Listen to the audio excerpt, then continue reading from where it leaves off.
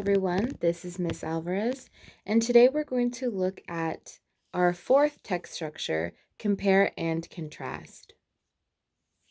So, once again, we're going to review what is a text structure. Text structure refers to how an author intentionally organizes his or her text, and nonfiction texts can have many different text structures. So what are the different text structures? We have already covered three: description, process, and exemplification. Today, obviously, we're going to look at compare and contrast.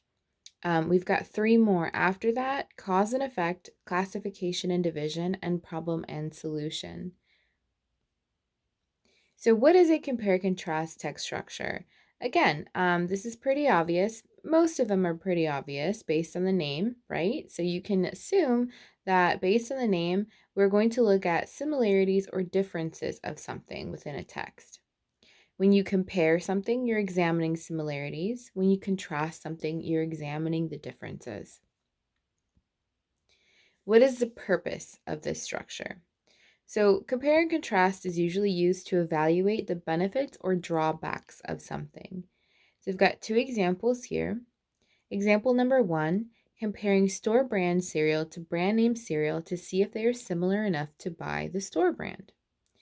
Example number 2, contrasting the flavor of Cane's French fries and Chick-fil-A French fries to decide where you want to get lunch today. Ooh, a controversial topic. So compare and contrast, as a text structure, we have two different types of signal words. We have signal words for comparisons, and we have signal words for contrasting ideas. So our compare signal words are here, also as well as both, comparatively, and so on. And we're going to look at an example. So here we have an example from an article: important differences exist between self-esteem and narcissism. So they're looking at the ideas of self-esteem versus narcissism. So when I read this excerpt, I'm looking for specifically how they are comparing two ideas. So that means I'm looking for how are they explaining the similarities between the two ideas, right? So therefore, I circled the following: both narcissism and self-esteem start to develop around age 7. So it's showing me how both things are connected. So therefore, I circled that. And in the second paragraph, it says the development of self-esteem and narcissism are influenced by different parenting styles. Okay, so even though it says it's influenced by different parenting styles, they are both still associated with parenting styles in general. So that's why I underline that. And then we have, of course, that signal transition, for example. Okay, so then we have our contrasting signal words. Our contrasting signal words show me that two ideas are different, obviously.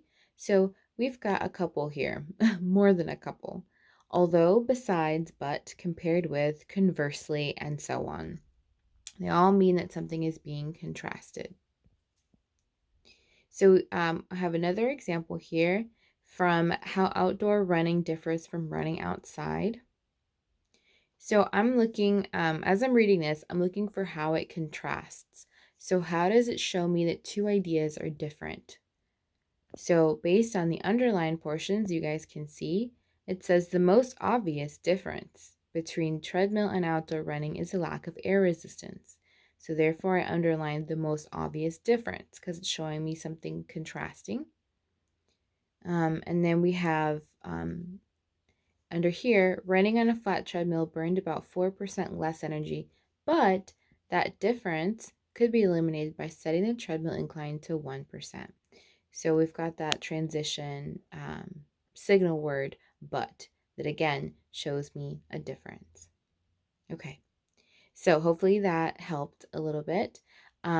Before you guys read, before you go ahead and practice identifying these text structures, remember, as always, You should always have a reason for reading.